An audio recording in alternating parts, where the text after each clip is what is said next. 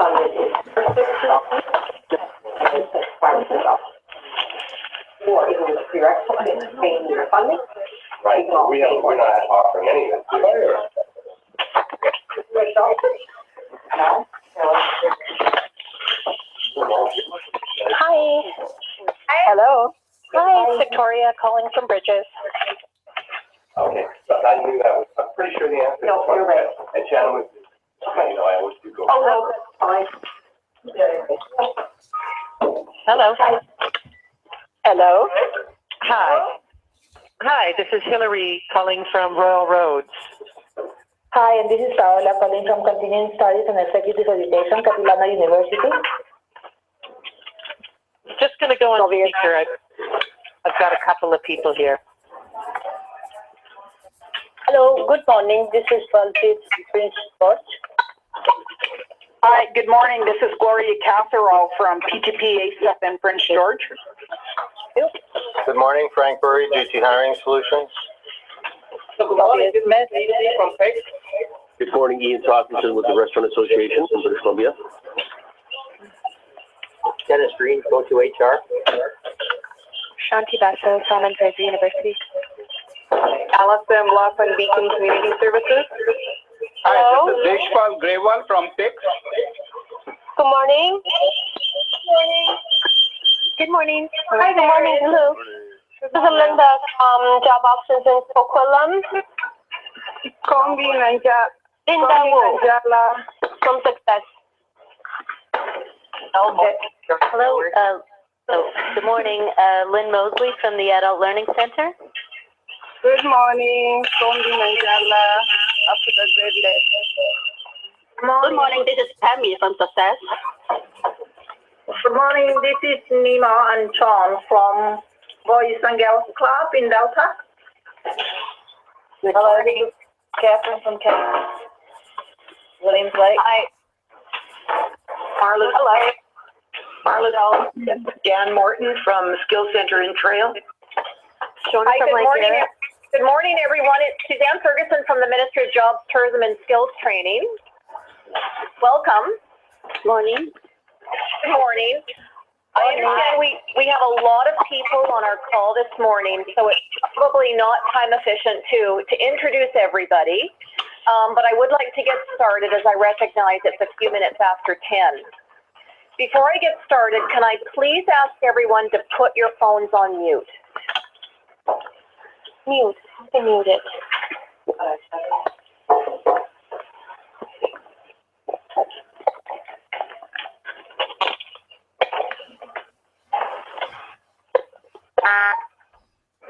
What if you don't know how to? Yeah. Can you mute everybody from your end? Yes. Unfortunately, we cannot. So I'm going to give you a few minutes to try and figure that out. If you don't know how to put your phones on mute, I ask you to be extremely quiet, because it's quite quiet. Everybody can mute their phone. If you press star, then 6 on your phone, it will mute you. And then you press star 6 again if you need to interrupt, but star 6 will do a mute. Do you press the star and the 6 at the same time or consecutively? Just like dialing a phone. So you dial star, then 6, and then we don't get to hear you anymore, unfortunately. And then so if we want to unmute, we press star and 6 again? That's right. Okay, thank you. I'll try it. Can you hear from me? Hello? Yes. Okay, so you can hear. Yes. What kind of phone? Good morning, everyone. This is Irene from Thompson Rivers University here, just joining the call and looking forward to listening in on the conversation. Okay, we're just about to get started again. I'll remind everybody if you could please put your phones on mute. Star 6. You are now muted.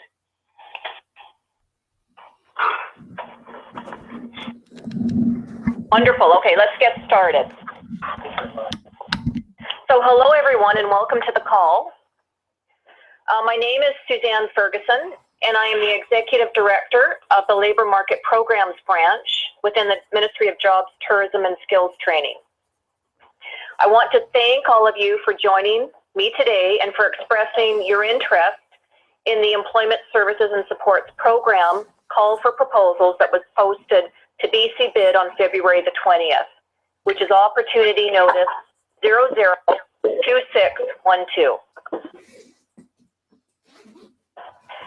The purpose of the call today is to provide an overview of the document, to highlight specific sections that you need to be familiar with, and to also respond to questions that have been submitted in advance of our call today. Ultimately, we want to provide you with what you need in order to submit the best proposal you can. Government and service provider communities must work hand in hand to serve the public, and I hope this call today will help you best describe the services you can offer under this program. So I'm very much looking forward to receiving the proposals that you will be sending in response to this call for proposals. Before I get started today, again, I'd like to remind everyone to please put your phones on mute. Is this mute? We can still hear you. Michael here. Do I press *6? Yes. Yes.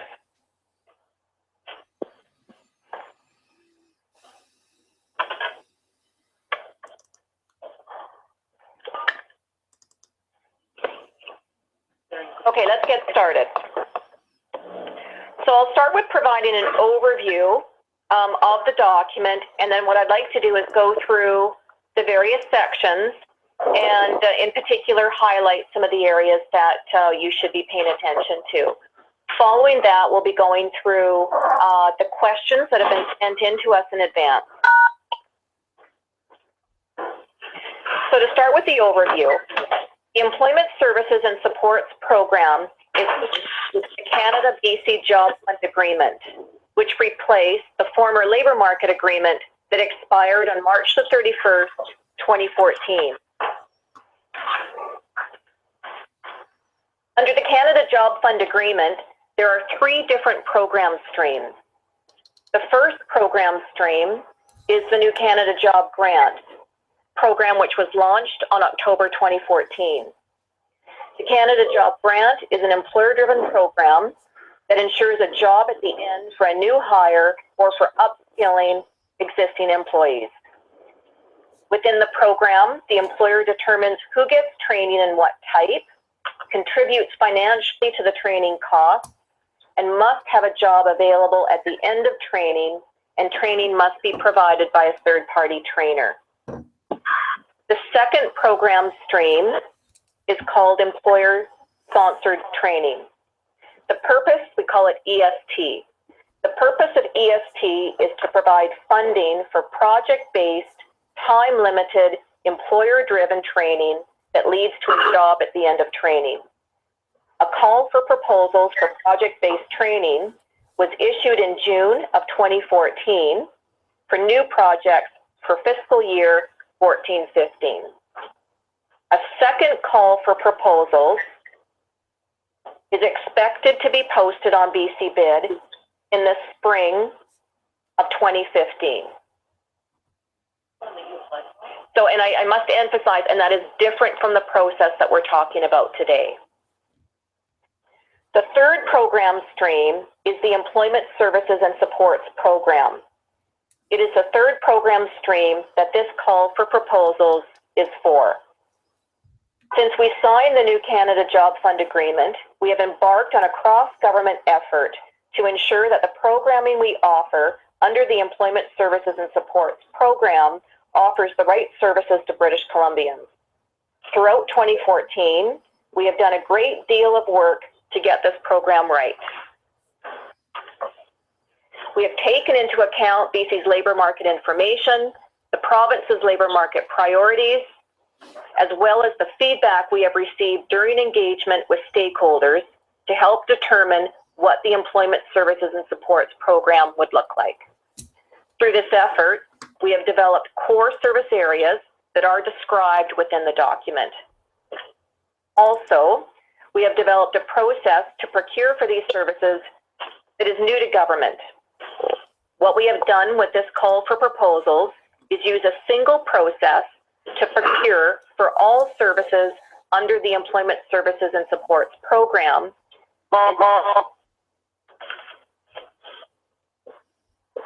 Instead of using multiple different processes that proponents must apply to. I know the role that all of you play in delivering services is a critical one, and we developed this approach with you in mind.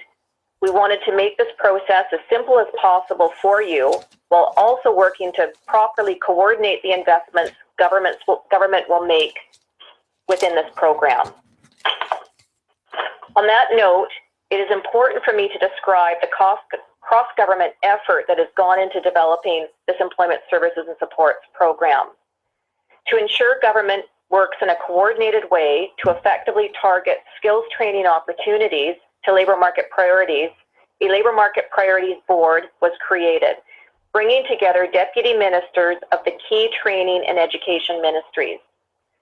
The role of the board is to review all labor market initiatives and activities, including the ESS program, to ensure all spending is targeted effectively and meets British Columbia's labor market priorities.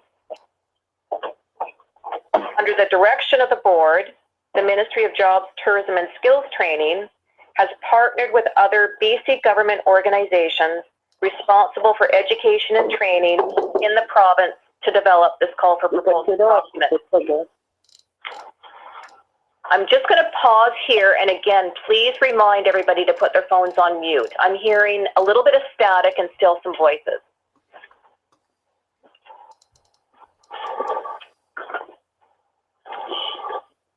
Thank you. So to continue, this includes the Ministries of Advanced Education, Social Development and Social Innovation, Aboriginal Relations and Reconciliation, and the Industry Training Authority.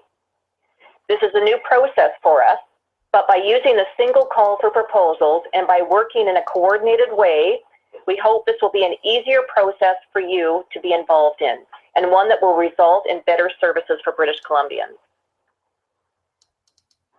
So now what I would like to do is walk you through the call for proposals document.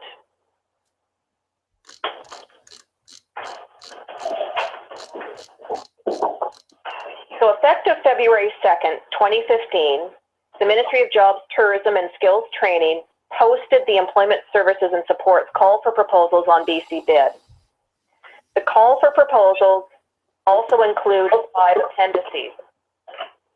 Some of the appendices are included in the call document, and others are provided as separate files that are posted on BC Bid. Appendices A, C, and E are all included as separate attachments, and I'd also like to note that there are 3 different attachments for Appendix C. So now I will start to walk through the call for proposals document and highlight some of the specific areas that you should pay a particular attention to. I'll start with the cover page. The cover page highlights some important pieces of information relating to the document. The overview of the opportunity describes the purpose of the program. The purpose of the program is to increase the labor market participation of British Columbians by assisting them to prepare for entry to or return to sustainable employment. The Employment Services and Supports program provides funding for client-focused skills training and employment support services to eligible participants to ensure they have the skills, training, and supports needed to be successful in BC's labor market.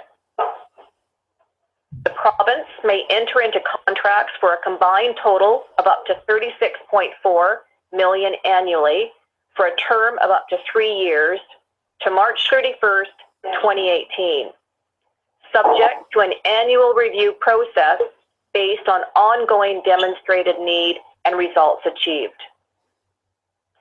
There may be an option for contract renewal on an annual basis until no later than March 31st, 2020, in appropriate circumstances. The contact person section of the cover page notes who you should direct your questions to about this call for proposals document. The schedule of events section highlights key dates you should be aware of, including the call for proposals inquiries deadline, which is March the 3rd, the closing time for the call for proposals, which is March the 23rd, and the anticipated contract commencement date, which we expect to be in May. The closing location section notes the submission methods that are acceptable under this call. There are 3 methods that we will accept: submissions through BC Bid, hard copy submissions, and also email submissions. Please note that in the document there are specific instructions set out in section 3.1.3 about the use of email submissions. Also, I want to point out that we have just posted an addendum to BC Bid to change the email address for the email submissions. The email address where we will accept submissions is cjfinfo@gov.bc.ca. And again, that is posted as an addendum on BC Bid.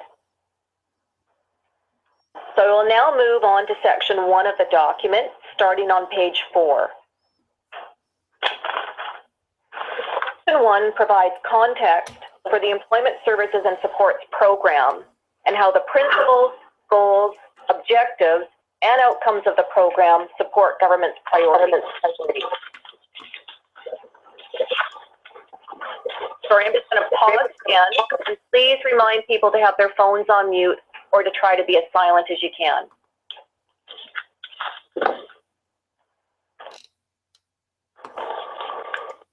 So continuing, this context will help you understand what the Employment Services and Supports program is meant to achieve and will help you align your proposed program within this context. Each subsection contained in section 1 is important, but I will highlight some specific sections as follows. Section 1.4.1 of the document, the 6 principles of the ESS program, will help you understand the principles that we have embedded into the design. The principles of the program are: 1. Demand-driven, tailored to meet demonstrated labor market needs within a region or community, verified by labor market information and employer support, and supports the development of an adaptable, resilient workforce. 2. Not duplicative, and address unmet needs or gaps in existing programming. 3. Align with priorities identified in A, the BC Jobs Plan, B, the BC Skills for Jobs Blueprint, C, the Aboriginal Post-Secondary Education and Training Policy Framework and Action Plan, D, the British Columbia 2022 Outlook, Labor Market Outlook, and E, BC's top occupations. 4, in terms of the principles, comprised of activities relevant to skills development and employment that prepares British Columbians to either A, obtain employment, or B, be ready to search for employment and or continue on to further education and training, including under the Canada Job Grant. The 5th principle leverages other funding sources, including the provincial government, example, Labor Market Development Agreement, the federal government, the private sector industry, and other non-government sources. And the last principle demonstrates partnerships within the region, community, or Aboriginal community. Sections 1.4.2 and sections 1.4.4 are also critical to pay particular attention to. Sections 1.4.2 notes that the ESS program is to be responsive to local and regional labor market needs, and as a result, proposals are required to demonstrate labor market need by development region, community, or Aboriginal community. Section 1.4.4 indicates the expected outcomes of the ESS program, and that success of the ESS program will be evaluated based on achievement of these outcomes. Both of these sections are critical to be aware of when preparing your proposal. So I'll now move on to section 2 on page 7 of the call for proposals document. Section 2 highlights eligibility requirements of the program, including eligible participants, eligible services, eligible expenses, and the reporting requirements under the program. Section 2.2.1 describes the core service areas that are part of the program. You will need to align your proposed program with at least one of these core service areas. The 6 core service areas include A, Aboriginal community-based training partnerships, B, entrepreneurial skills training, C, essential skills training, workplace literacy and workplace communication, D, job readiness training, E, industry and trades training, and F, skills training for youth.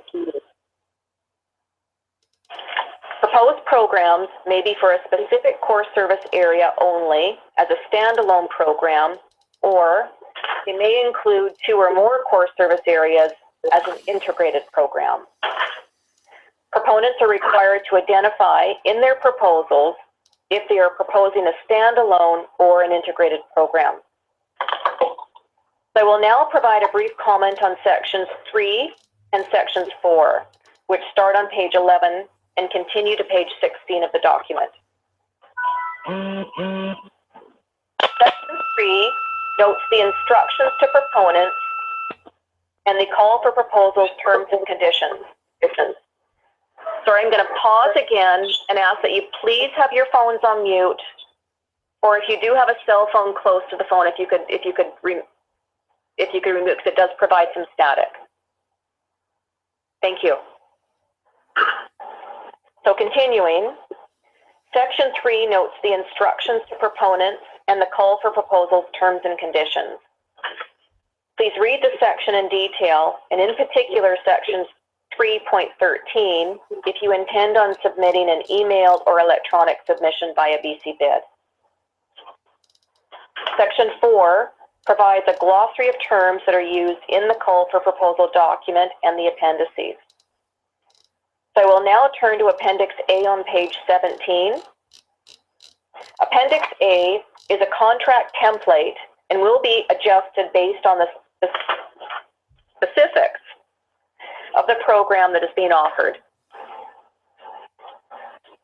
That is why on page 17 of the document we note that the contract will be in similar form and substance.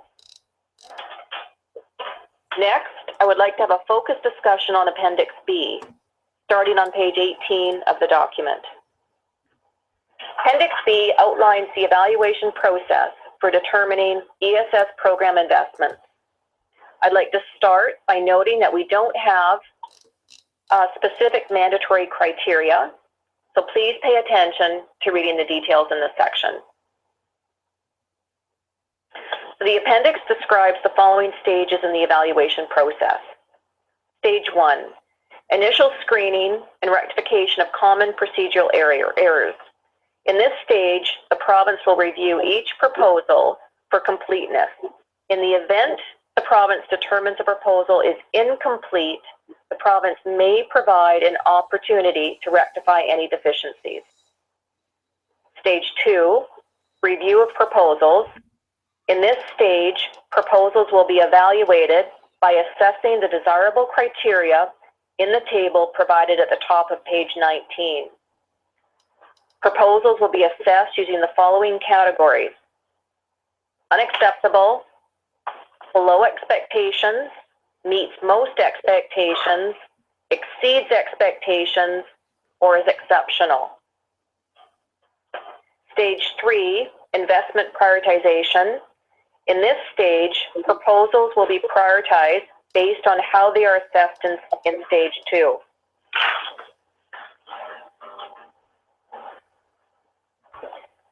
Stage 4, investment decision.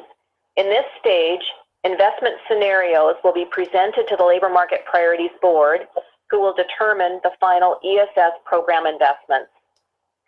It is also noted that in order to ensure programming meets provincial and regional priorities, all decisions of the Labor Market Priorities Board will be final. Once final investment decisions have been made, all awarding of contracts may be subject to service level and budget negotiations. I would like to highlight that we have received several questions about this Appendix B, and we will be posting answers to these questions on BC Bid as soon as possible. Next, I would like to turn to Appendix C, which is the proposal form. The Appendix C is one of the separate files that you will find on BC Bid. This Appendix C proposal form is designed so that you can enter your answers directly in the space provided after each question.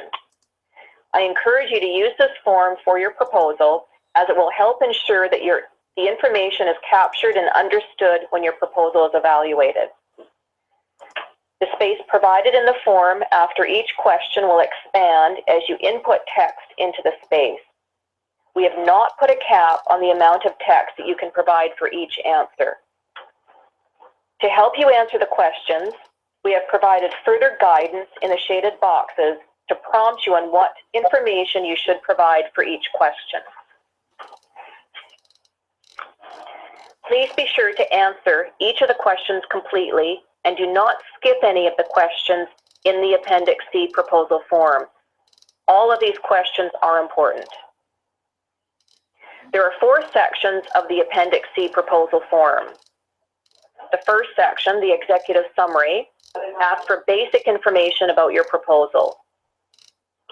The second section, Appendix C1, is proponent qualifications, which includes sections on capability and capacity and demonstrated experience. The third section, Appendix C2, proposed program, includes sections relating to your proposed program, which include the program being demand-driven, the program being not duplicative, the program being aligned with provincial priorities, the program being relevant to the skills development and employment within the region that is being delivered, and the program demonstrating partnerships within the region, community, or Aboriginal community.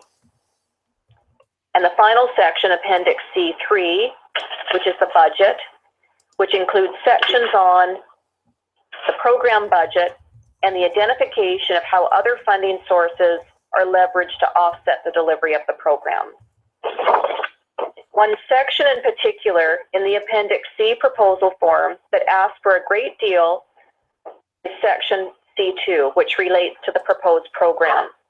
In this section of the form, the proposal requirements have multiple components, each of which are important for the province to consider when assessing the proposals.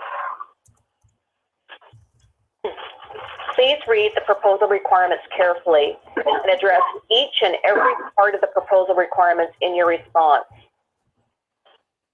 Before I wrap up my discussion of the Appendix C proposal form, I'd like to comment on section C3 of the proposal form, the budget details. We have noted on page 17 of the Appendix C proposal form that there is a budget template, Appendix C3A, and budget submission details and requirements, Appendix C3B, that accompanies this section. Please ensure that you use these appendices when you prepare your proposal.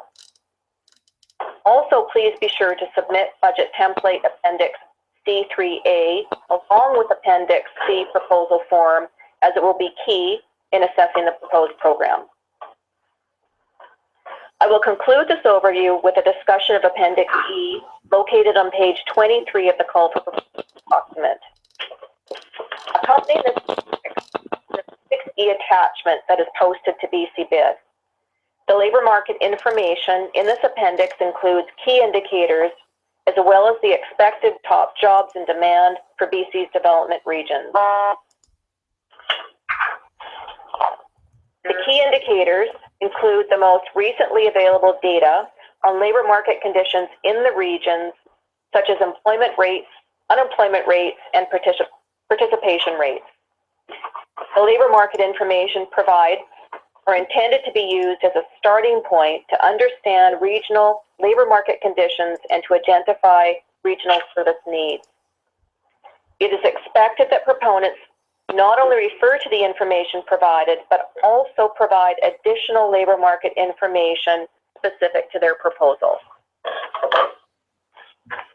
In particular, proponents are required to provide additional labor market information at sub-regional and community levels to support proposals. Please see Appendix C Proposal Form, Section C2 for further guidance on this point. So that concludes the walkthrough of the document. What we would like to do next is to move to the questions that you have submitted in advance. I'd like to note that this call is not being recorded, but the formal answers to all of the questions that have been submitted will be posted to BC Bid as an addendum. We will be posting the answers to the questions to BC Bid as soon as possible. Because of the level of interest we have received on the call for proposals, we will not have enough time today to answer all of the questions that were sent in advance. A number of the questions that we received will require careful consideration, and answers to these will also be posted to BC Bid as an addendum. I'd also like to note that there are further opportunities to ask questions about the call for proposal document and appendices following this proponents meeting. See the cover page of the call for proposals document for the deadline for submitting additional questions. So with that, I'd like to move then to the questions, and I'm going to ask my colleague, Brian Batney, to walk you through those. Thank you. Good morning, everyone, and welcome to the call. Now, what I'll be doing is reading out each of the questions and then providing an answer. And as Suzanne noted, we'll be posting the formal answers to BC Bid as soon as possible. So question number one is, please clarify as to which date is in effect for the inquiries deadline. 2 p.m. on March the 3rd, 2015 is noted on the cover page, or the date noted in section 3.14. And the answer is the inquiries deadline is the date and time noted on the cover page. Question number two. For the purposes of this call for proposals, please confirm if BC Aboriginal not-for-profit societies are considered Aboriginal communities and therefore deemed eligible proponents for the Aboriginal Community-Based Training Partnerships core service area. The answer is certain Aboriginal nonprofit societies may be considered Aboriginal communities. Please consult the definition for Aboriginal community provided in the glossary of terms in the call for proposals document. And note, First Nations band, group of bands or tribal council, and off-reserve Aboriginal community-based entities that represent Aboriginal people living off reserve, such as the organizations, Aboriginal Friendship Centers, but does not include an organization whose primary purpose is to provide training. So question number three, please confirm if a proponent can opt out and remain eligible for requested funding in this core service area if they can provide a justification or rationale for not including a relevant Aboriginal skills and employment training strategy or assets holder, and any Aboriginal post-secondary institute serving in the Aboriginal community included in the partnership. And the answer to the question is, for proposals specific to Aboriginal community-based training partnerships, it is expected that the relevant Aboriginal skills and employment training strategy or assets holder and any Aboriginal post-secondary institute serving the community will be included in the partnership. If not, an explanation must be provided. So question number four. Please confirm if a proponent can opt out and remain eligible for requested funding in this core service area if they can provide a justification rationale for not including both a signatory declaration letter and signed partnership agreement from a public post-secondary institution for the purposes of advancing this call for proposals. And the answer to the question is, for proposals specific to Aboriginal community-based training partnerships, proponents are required to attach a copy of the signed partnership agreement between the Aboriginal community and the public post-secondary institution and a letter of support from the Aboriginal community. Can someone please mute their phone? I hear music playing. So we're going to pause. Can somebody please mute their phone if you've got the music playing? Hello. Yes, it is difficult to hear with that music in the background. Unfortunately, that music, probably somebody put the phone on hold and isn't hearing the try to stop.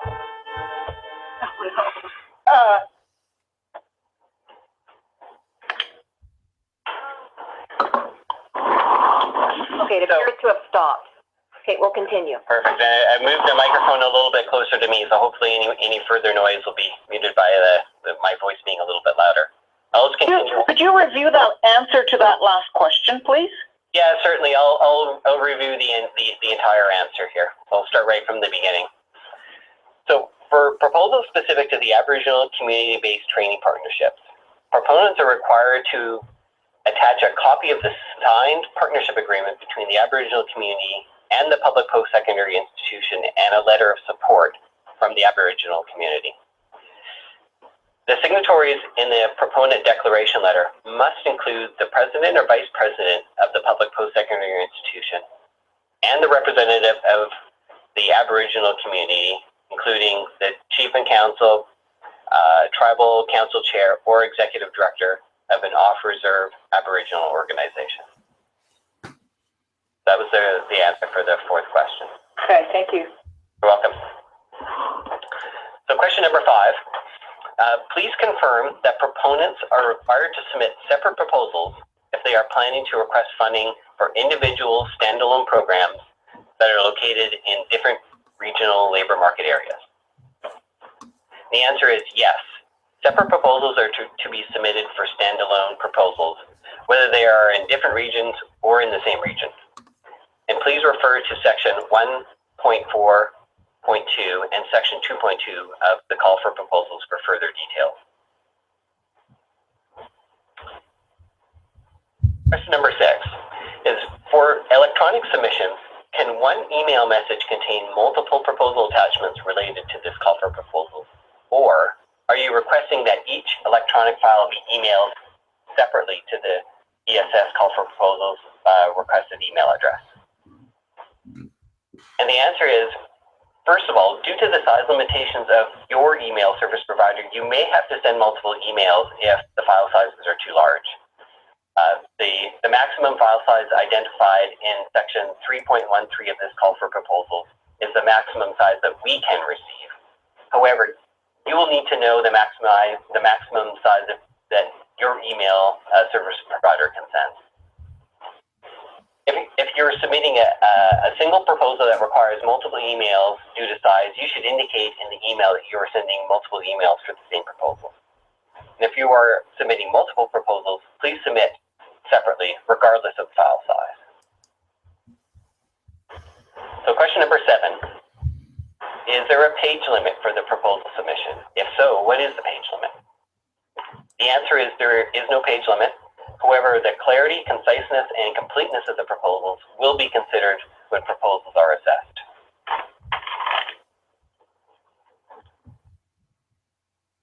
Question number 8 is, in the event that more space is required for the budget template and proposal form to accommodate tables, charts, etc., can proponents respond to the proposal form questions and the detailed budget description justification in a separate MS Word document that can be affixed electronically and or in hard copy format for submission for the CFP? And the answer is the proposal form should be used to provide the text of the answers, but tables, charts, etc. may be included as attachments to the proposal form.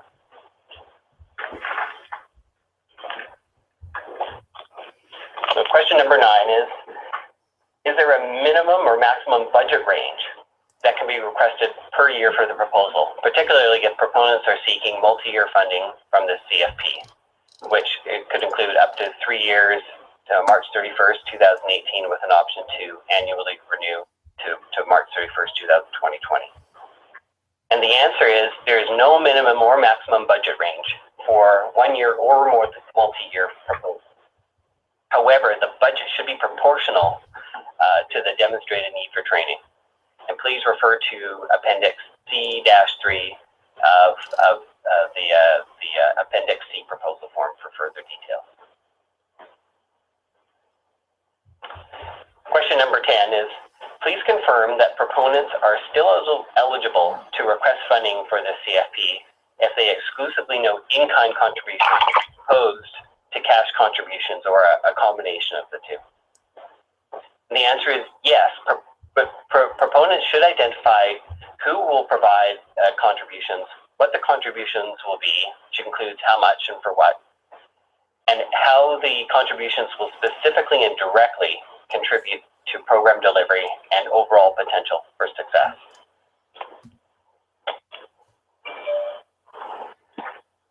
Question number 11. Can one apply to more than one category so the programs are consecutive and support capacity and growth leading to employment? And the answer is yes. If you are proposing to deliver in more than one core service area where the same or many of the participants are expected to receive services under multiple core service areas to support capacity and leading to growth and employment, you can submit a single proposal for an integrated program. However, if you're proposing a program under multiple core service areas where you are expecting participants to be different or primarily different, you're required to submit separate proposals. And please refer to section 2.2 of the CFP for further details on this. Question number 12. Is there any funding that one could seek to be self-employed after the training is delivered? And the answer is under the ESS program, we can provide funding for training only. Question number 13 is funding for more than, is this funding for more than 1 year? And the answer is, please refer to page 1 of the call for proposals under overview of the opportunity for further details. Contracts may be for up to a term of 3 years to March 31st, 2018, subject to an annual review process based on ongoing demonstrated needs and results achieved. There may be an option for contract renewal on an annual basis until no later than March 31st, 2020 in appropriate circumstances.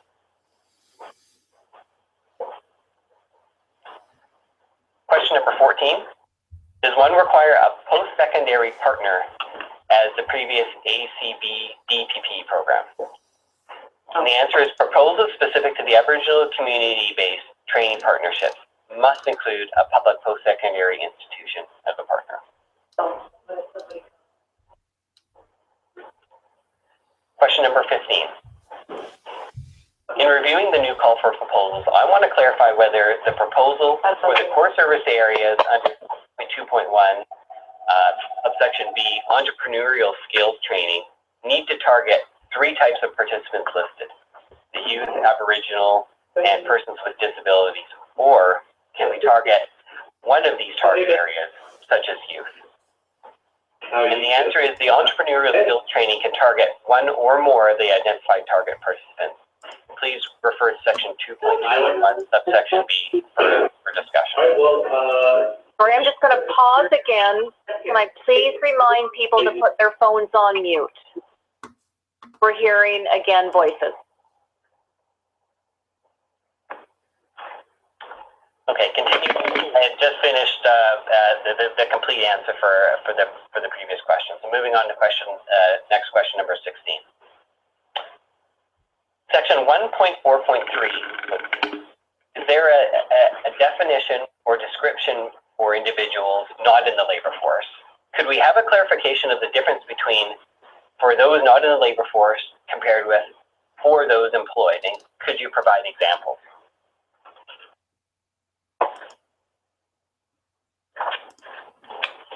A simplified description of is that not in the labor force means individuals who are not actively seeking work. For instance, a single mother who is not currently active seeking work, but could benefit from training to return to the workforce. Question number 17. Youth, is it 15 to 24 or is it 15 to 30 as the RFP talks about both? In the glossary of terms, the definition says youth as individuals between 15 and 29 years of age inclusive, yet the colored labor market indicator sheet, the unemployment rate is for 15 to 24 years only for the youth. So what age group is for the core service area of F on page 9 for skills for training for youth? And the answer to the question is, for the purposes of ESS funding, youth means 15 to 30 inclusive as defined in the glossary of terms. So question number 18. A number of questions were received regarding training allowances and stipends. So I won't go over all of them, but there was a number of questions leading to that topic. And the answer is training allowances and or stipends are not eligible under the ESS program. Refer to the budget submission details and requirements document for allowable expenses.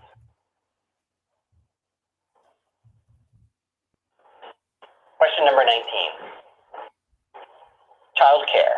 It states that this is only available for emergencies, but this means that there are many potential eligible participants who would not be able to attend if we're not given a childcare subsidy. For instance, a married woman whose husband is working, earning more than the income level for a provincial childcare subsidy would not be able to access childcare monies to attend the program. And the answer is the ESS program funding is primarily for training. Childcare costs will only be eligible as outlined in the budget submission details and requirements. Allowable expenditures will be dependent on verifiable information occurring for individual participants during program delivery.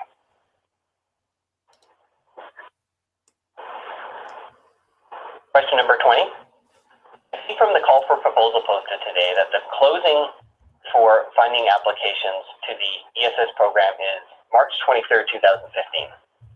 Can you please tell me when the earliest possible date that an applicant would know if they were successful or unsuccessful in their funding application? The answer is that the ministry anticipates contracts will commence starting in May 2015. It will be our goal to notify both successful and unsuccessful proponents as soon as possible.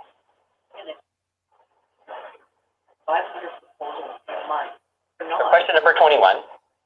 The objective named in the section relating to essential skills is to increase the employability and potential for advancement of eligible participants who face literacy and or communication barriers in the workplace. The section also says that under exceptional circumstances, low-skilled employed individuals may be considered. Our question is whether the focus of proposals submitted under this section of the CFP should be on employed or unemployed or employed individuals. Is the workplace a hypothetical one as it would be for unemployed individuals, or an actual one as it would be for employed individuals? And the answer is proposals under this core service area may be targeted to employed, low-skilled, and or unemployed. If you are targeting employed, low-skilled, the proposal should identify the exceptional circumstances warranting providing the training to the employed, low-skilled people. For example, if you're proposing essential skills training within a particular industry in a specific region of the province, your demonstration of needs should include evidence to support training for low-skilled individuals in that region and industry.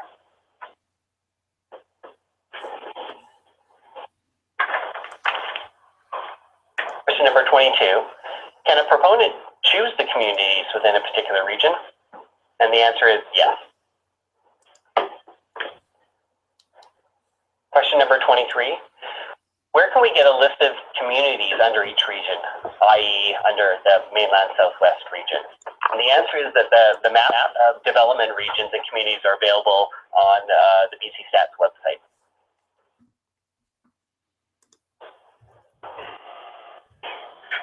Question number 24.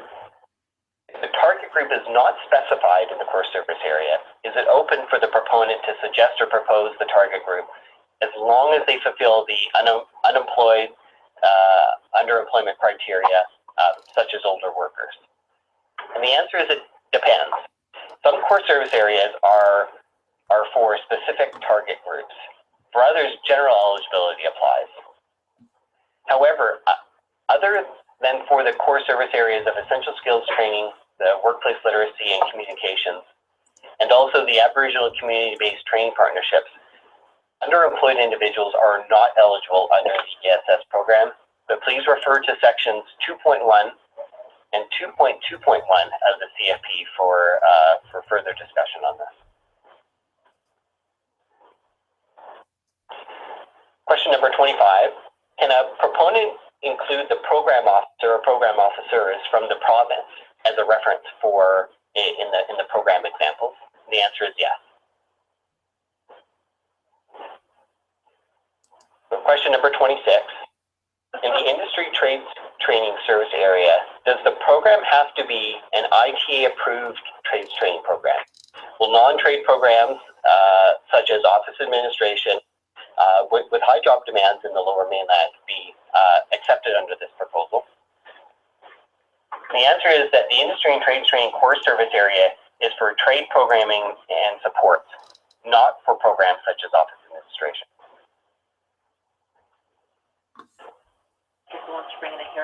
Question number 27. Are instructors considered staff, thus being shown in the salaries category of the budget, or are they under direct training purchase costs? The answer is if you're purchasing training from a third-party trainer, all costs associated with the purchase of the training would go under direct training purchase costs. But if you, as the proponent, are proposing to deliver training yourself, the cost would go under salaries.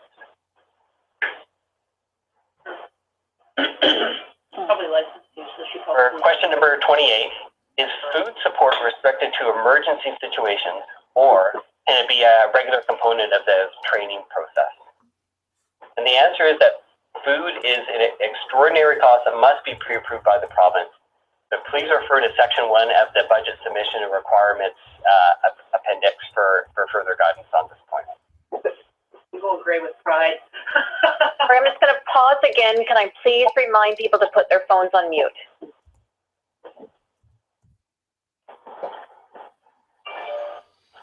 Okay, thanks everyone. Continuing on, I just finished the previous answer. So on to question number 29. In the proposal form, question number 2 asks for demonstrated experience. Under each program or project, number 8 asks for reference contact, a reference contact person. Is this reference contact person the project funder or the project partner? For example, we received LMA funding for the projects in the past, and would the reference contact person be the ministry officer who worked with us? And the answer is that you can identify any reference contact person, but each reference contact person should be in a position to confirm the details of the services you provided in your example.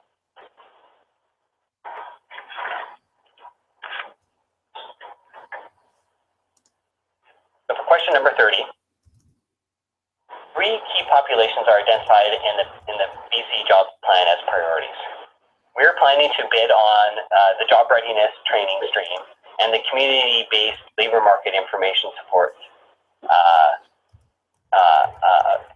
with a focus on populations other than persons with disabilities, Aboriginal peoples, and youth. How important is it that our model also include the population priorities identified in the BC Jobs Plan in order to receive exceptional points? And the answer is the job readiness training is open to all participants that meet the criteria of being unemployed and non-EI eligible. Your model does not necessarily have to include the specific priority population.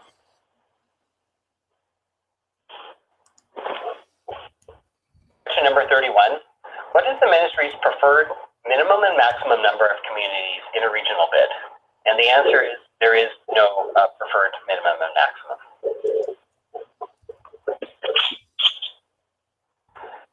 Question number 32. Can you provide some specific examples of what could be appropriate relating to leveraging other funding sources from the provincial and federal governments, as noted in the call for proposals? And the answer is I can give you three examples. The first example is potentially you're eligible to claim grants through other provincial or federal funding, and you could deliver the ESS program through your current facilities without having additional rent space charged to the ESS program. Another potential example is you are providing services DEI clients funded under the LMDA, and you could provide those same services under one or more of the core service areas to non-EI eligible clients and achieve budget efficiencies by doing so. A third example would be you or another organization receive funding to develop some specific curriculum relevant to your proposal, and your proposed model includes using that curriculum for the ESS program.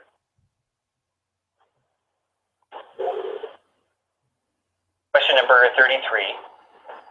Relating to 1.4.4b on page 6 of the call for proposals, could another acceptable outcome for unemployed participants be an increase in hours from less than 20 hours per week to full-time? And the answer is yes. Question number 34. Could you please clarify the definition of unemployed on page 16, as it is not possible to not have work and also be working less than 20 hours per week? And the answer is, for the purposes of the ESS program, the definition of unemployed in the glossary of terms is correct. Individuals who are working less than 20 hours per week and are seeking full-time employment are considered unemployed, as are those who work less than 20 hours a week and have a disability, are unable to work full-time, and are seeking an increase in hours for more sustainable employment. Question number 35. As related to third-party trainers, our organization has staff that are certified to deliver some industry-recognized workplace certificates. Can you please clarify whether or not we would be permitted to deliver workplace certificates in-house, as we would not be meeting the definition criteria of a third-party trainer? And the answer is training can be purchased through a third-party trainer or delivered by you as a proponent.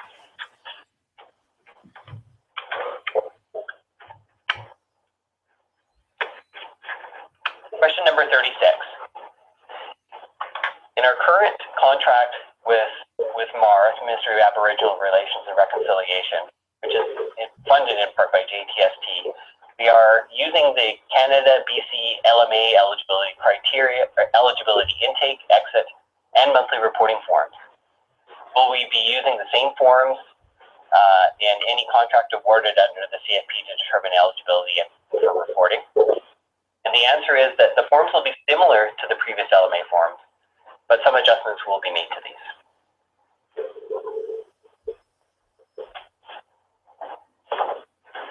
Question number 37. Is GST to be charged on services indicated in the budget and on subsequent invoices? If no GST is to be charged on services indicated in the budget, will you provide a letter stating the exemption?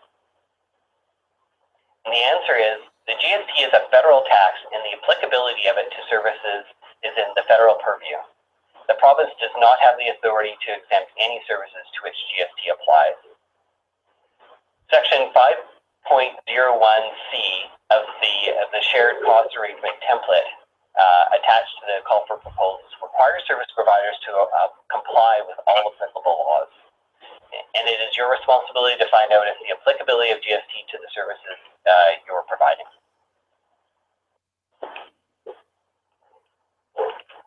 Question number 38. Could you please clarify which regions the following fall into? The included map in the CFP does not have the communities listed, and there are various versions of BC maps which use different boundaries to break the regions down geographically. or if there is a map with your boundaries on it, which also lists the communities, please indicate.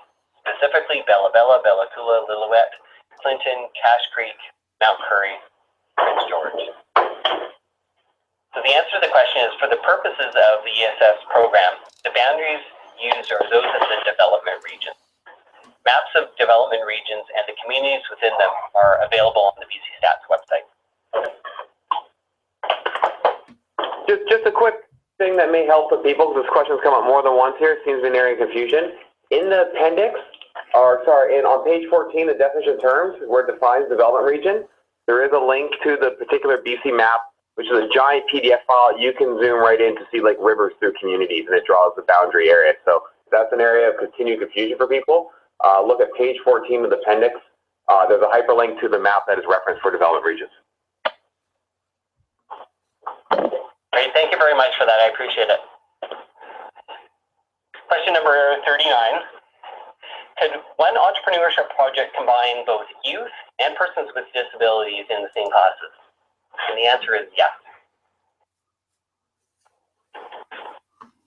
For question 40, Appendix C-1, Proponent Qualifications, Section J states, describe your corporate administration and financial processes. Describe your corporate management, financial, operational, and human resources capacity. So please be more specific on defining the word capacity and give examples if possible. And the answer is what we're looking for proponents to have. We're looking for proponents to have the ability to manage the programs they're proposing. That includes having sufficient systems and resources in place.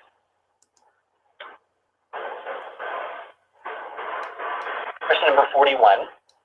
Appendix B-2, the proposed, looking for information about the proposed program in subsection 4, not duplicative.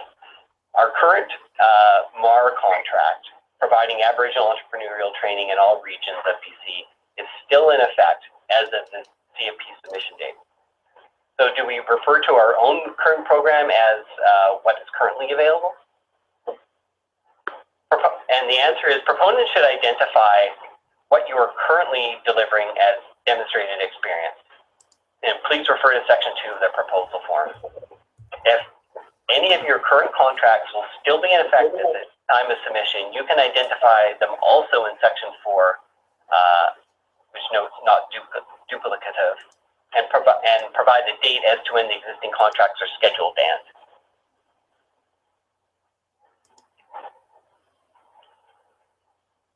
Question number 42. Please go through section A. Approved activities on the second page of Schedule A of the Appendix A contract form so that we understand what will be included in each category. And the answer is the Appendix A contract form is simply a template only. Individual proposals will inform what goes into those approved activities in the contract. Some standard activities could be marketing, program management, purchasing, and or delivering training, etc. And please refer to section 2.2 for eligible services. All activities must directly relate to delivering the service. For question number 43,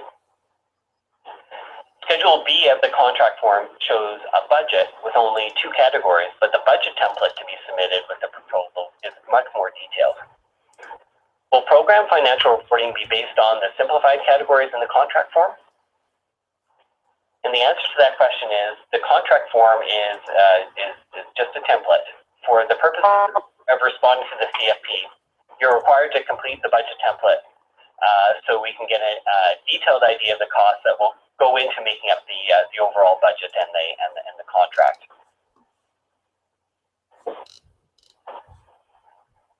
Question number 44. Will there be further eligibility criteria other than non-EI status? And the answer is all participant eligibility requirements are outlined in the CFP. Please refer to section 2 of the call for proposals document. For question number 45, will there be any further direction provided on the expected program outcomes, or will proponents propose the outcomes they expect to achieve? And the answer is the success of the ESS program will be measured based on the outcomes that we have identified in section 1.4.4 of the call for proposal. Proponents are expected to propose the specific outcomes they expect to achieve, as well as any additional outcomes they think will support measuring success. Please refer to section 6F of the appendix proposal form.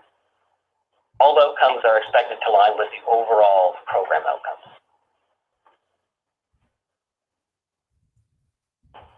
Question number 46.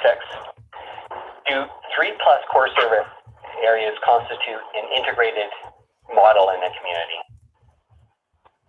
And the answer is, please refer to section 2.2 of the call for proposals for information on what constitutes an integrated model of programming involving multiple core service areas. Question number 47 is a small business, an organization category under Appendix C-1 that notes the proponent qualifications, that being on page 5. The reason for asking this question is that it differentiates between small business and large corporations. And the answer is Appendix C-1, subsection 1F includes the category of business, incorporated or unincorporated, with a focus on employment services. And if you wish to declare yourself as a small business with less than 50 employees, you can do so in that section.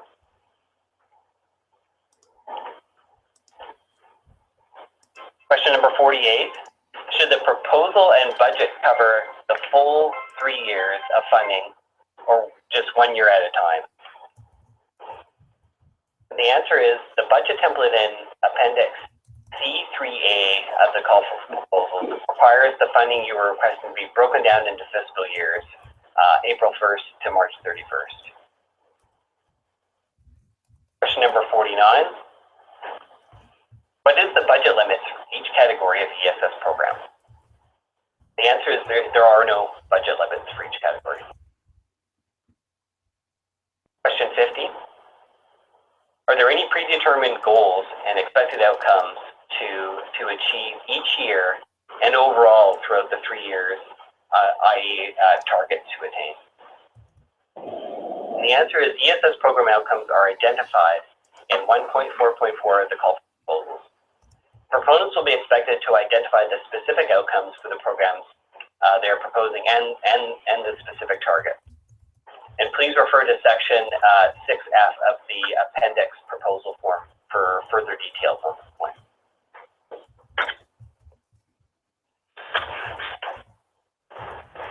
That is it for our questions for today's call, and I'd like to thank my colleague Ryan Batney for walking us through those.